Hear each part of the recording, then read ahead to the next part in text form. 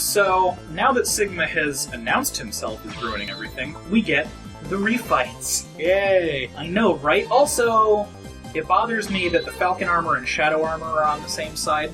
The two new armors should be on the left, and then the Falcon armor should be on the right, and then if you unlock the Ultimate armor, that should be where the Shadow armor is, because it would be the two new ones and then the two old ones. They're not even ordered in a way that makes them special. Oh! Okay, cool, I did do this on screen. Look at this beautiful, untouched collection. I have the whole set. I'm so proud of myself.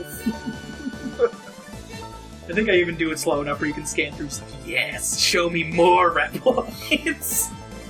Because, again, that's the first time I've ever collected all of them, either out of laziness or speeding or accidentally losing one and not giving a shit about it. So, I think that went well. It actually wasn't even really that difficult, all things considered. Like, it was difficult for X6, but it wasn't an extra chore on top of it in a way. But, I don't know, maybe this is because I've done so many practice runs.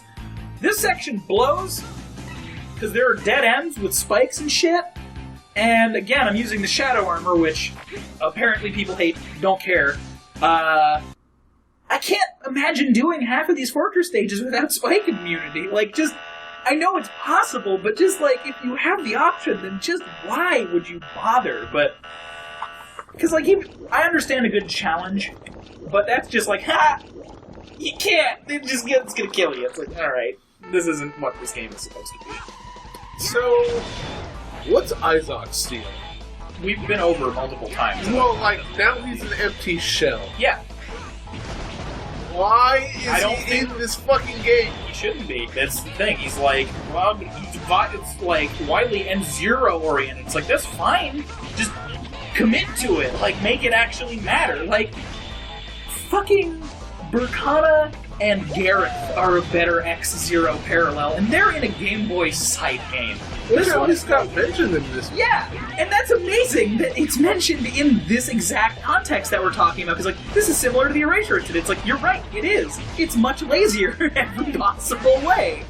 So, yeah, just Isaac doesn't need to be present. He's not even a big part of Zero's storyline. I'd say it bums me out, but he's not present enough for me to care, so...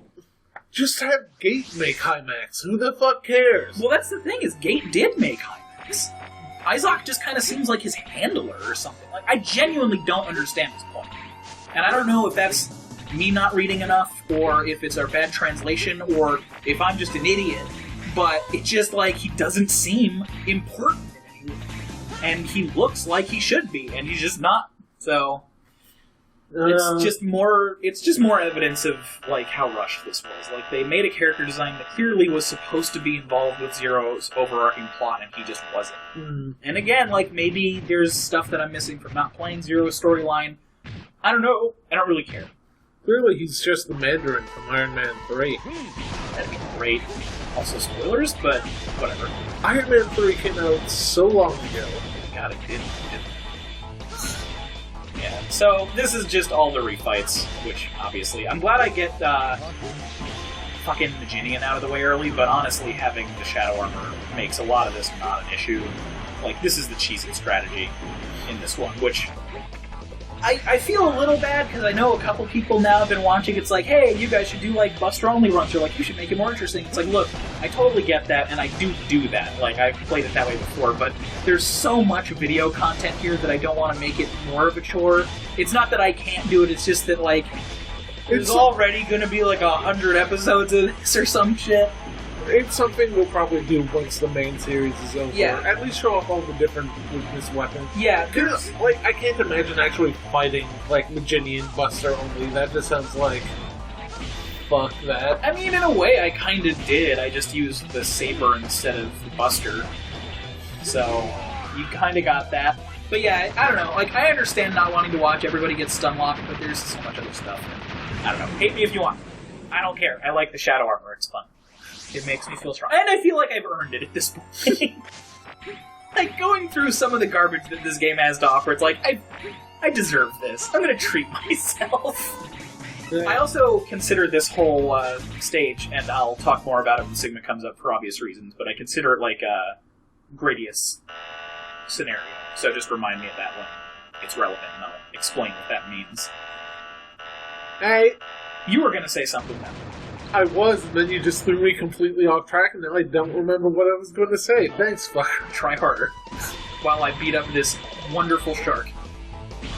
It's nice that the shitty game gives you a fantastic armor. I can only hope X7 gives you an even better armor. Well, we'll see. Yeah, like, there's certain components... I've said it a couple times, but there are certain components about X6 that I do enjoy. And I think it's more upsetting to me that, like, again... And it's this way with all of the PlayStation games, really, for one reason or another. It's so close to being something that I would genuinely love, and it just never happens. It's like this entire chunk of 3 games, like an entire sub-generation of the series is just like, could have been better. And it's just like, man, it's not even me trying to hate it, it's just present, and like there's nothing I can do about it. It bums me out. None of them... I've never seen myself wanting to go back and play any of the PlayStation games. For whatever reason, it's just like, they don't do anything for me. Whereas the SNES games are like, hell yeah, let's hop on that shit right now, let's go. Like, even if I don't really like doing the Fortress stages in like X1, I still enjoy all the main stages and playing those games.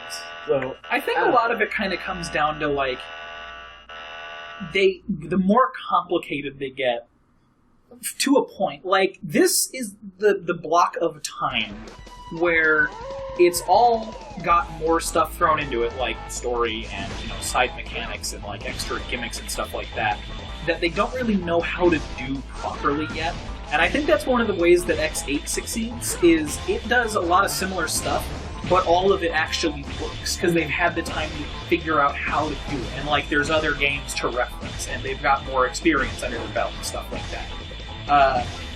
And this one, I commend these ones for trying.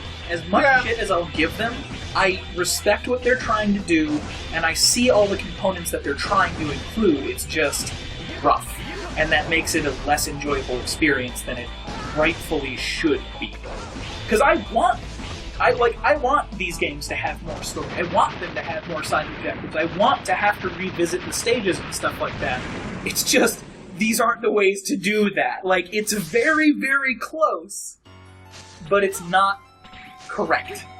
I seriously wish the Maverick Hunter series continued, so we could get remasters of these. Yeah. And hopefully not suck second time around. Yeah, well, the thing about, like, I still didn't really like Maverick Hunter X that much. I think mostly just because... So I wasn't a huge fan of Powered Up either. I like both of them for certain reasons. But Powered Up did something that I really liked that I wish Maverick Hunter X did. Is it had Classic Mode, and it had Powered Up Mode, or, you know, whatever they're called. I've only played bits and pieces of it, so I don't have that much personal experience with it. But the way Powered Up worked is it added the 2 new Robot Masters to have the standard of 8. It added Oilman and Time Man, which is fine. I'm okay with that. But the way that they made that acceptable is they had the original mode and they had the Powered Up one, like I just said.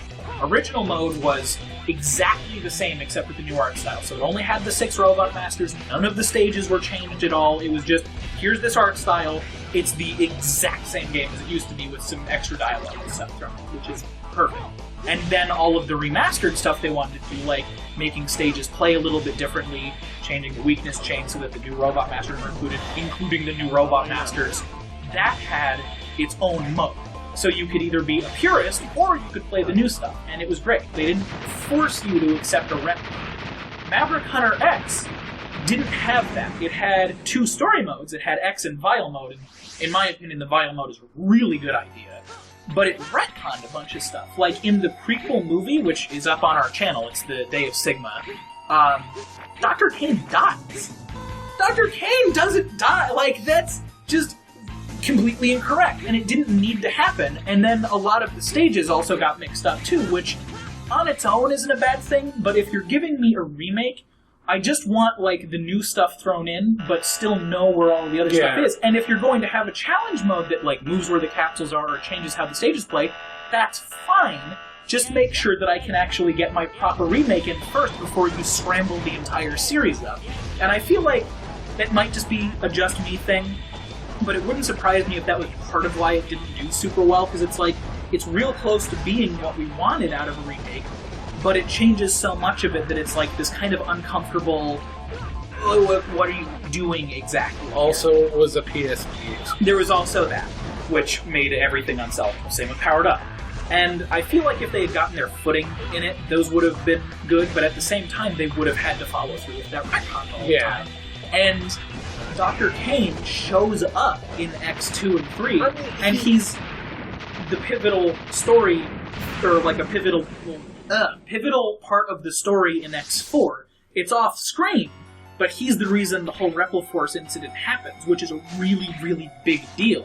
Which, you know, if they're retconning it, they could write that a little bit better.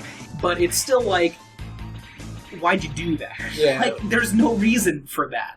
No one asked for you to kill off a character like that. Like, it doesn't enhance anything, it's just a thing you did that made it more convoluted and different. So, this is what happens when there's a refight. Like, I don't have anything else to talk about right now. But apparently some people actually do like how we dissect the lore and everything, so hopefully it won't be reviled. I have no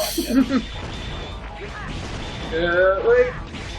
Honestly, Nintendo has the best track record for remastering, up there with, like, I almost want to say Master Chief Collection, but that had a whole host of problems. And that was also less of a remake thing and more of just like a celebratory collection. Well, remaster, like Halo Anniversary, specifically that one, where like you could toggle between the two. I'd say two specifically, out of those. Yeah, but two added a lot more.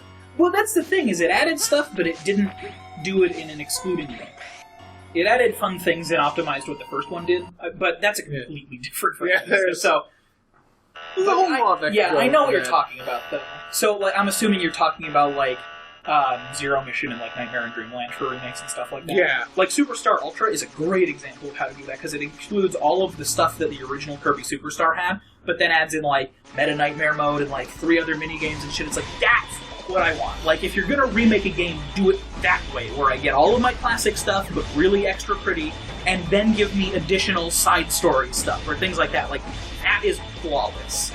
And I hate saying it, but, like, Leave It to Capcom did not understand that. I don't know, like, I've been burned too many times with this franchise, so I guess I don't feel too bad saying that.